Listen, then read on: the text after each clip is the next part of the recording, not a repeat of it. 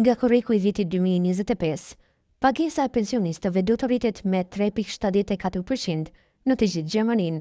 Për një pension standard me të ardhura mesatare dhe 45 vjet kontribut, rregullimi i pensioneve raportohet të nënkuptojë një rritje prej 66,15 eurosh në muaj.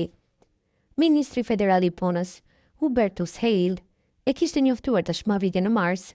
Sipas Ministrisë së Punës, rritja në mars rezultoi në një rritje të vlerës së të ashtëquajtur të pensionit nga 39,32 euro, që është aktualisht në 40,79 euro, raporton portali Mërgata. Por, krahasuar me vitet e kaluara, rritja është më e ulët këtë vit.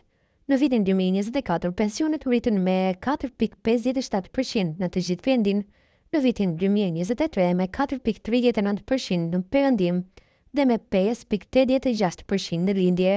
Pra këtë vit, vetëm 3,74%. Pensioni rregullohet çdo vit në bazë të një formule fikse të rregullimit të pensioneve. Në thelb, vijon zhvillimi i pagave bruto në Gjermani.